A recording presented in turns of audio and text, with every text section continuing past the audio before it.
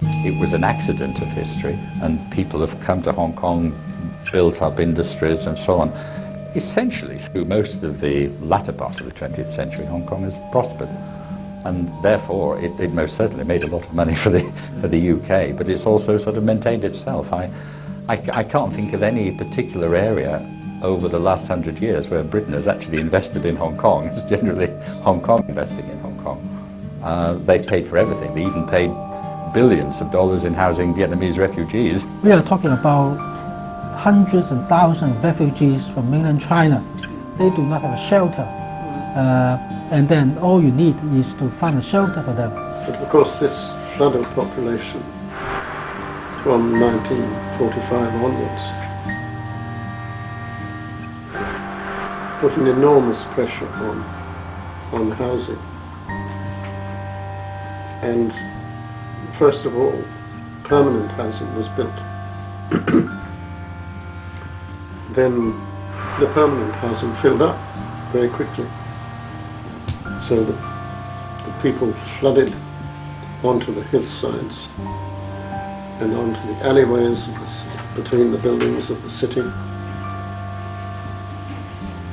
and built their own squatter communities. Then the next decades were occupied with taking down the squatter communities and building permanent homes. And they just either roughly built themselves a hut. Some of them just put a cardboard hut on the pavements. To have a house made of stone, to have a house like a cement house like a resettlement block was a great boon to them, but of course the facilities were terrible. I think you could put animals in that kind of place. Many of them had a lot of children because at that time, say 50 years ago, if you didn't have a son, you had to go on having children until you got a son. Okay. That's what it was like. You'd see a woman with half a dozen kids with her, you know. But since we've got so many people, of course we have to consider space for everything. But I think we're getting a little bit over the top in Hong Kong. With 7 million people. I think building this tall housing is depriving people of space. You are poor. You have many people to house. You don't have much luxury to make to make your home a good place. You simply squeeze whatever space is available. So that's what happened in the 50s and 60s. And government found pretty early that it could sell land for very high prices. 75% of the population still live within about 10 kilometers of the urban core. Land values have been jacked up in a rather peculiar way, really. And government does make a staggering amount of money out of selling land. We were sort of chewing over this issue, and it makes me rather uneasy. I think we've built up a problem in Hong Kong. We've built vast numbers of shoebox units, either in public housing or private housing. Their only resources is land, so they control the land sale and keep the land value very high. Because the land value is high, ordinary people could not afford to live in Hong Kong. If the government want to keep the high land value, then these people working in the factory will need a very high salary so that they can afford to live in a high land value environment. And they will give pressure to their boss. And this will raise the manufacturing costs and have bad effect on our competitiveness in the export market. So the government wants to solve the problem. The problem is to build big quarters for the factory using the public money, because they get the money from high land value. on the land auction, they get a lot of money from the business. Actually, this kind of public housing are for the benefit of those manufacturers, the factory owners, so that they can have cheap labor force. That is how I see the land system in Hong Kong.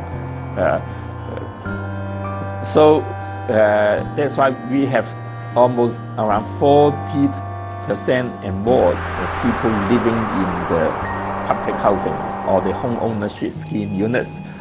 And now these second generation, when they grew up in the 70s and 80s, they started to create their own lifestyle. What kind of lifestyle is that? This kind of lifestyle.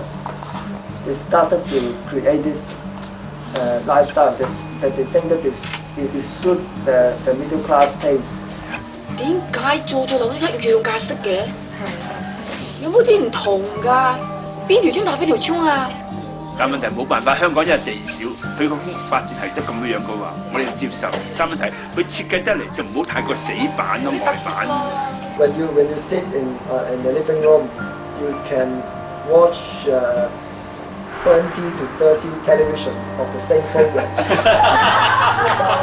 Switching on your own. It's not about the density. Because the format is the same.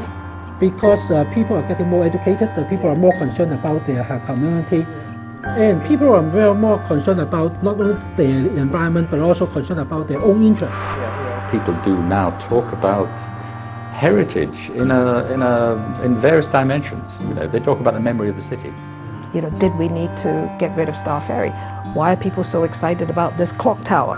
They're talking about their memories. They're talking about their past, their lives, their emotions. 嗰個未被講出嚟過去咧，係會隨住嗰個地方嘅消失而冇得再被講出嚟咯。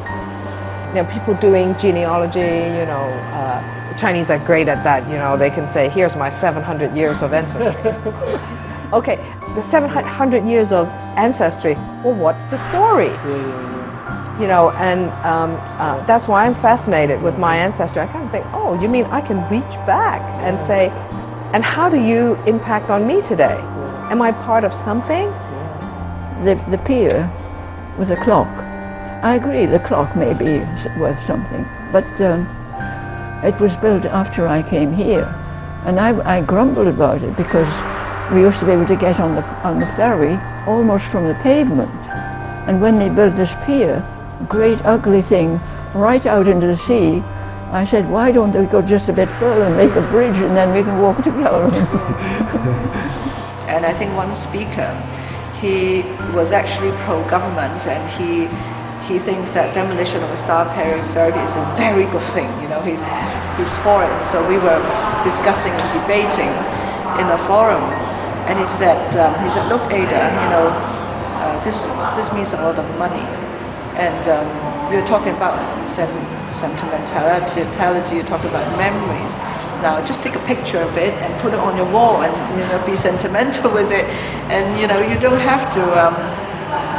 And then you don't have to just keep the thing there, you know, for people to go and look at it. You know, it could be digitized on the web. You know, so these are some of the you know, things that people have said, you know, as arguments for the demolition of old buildings.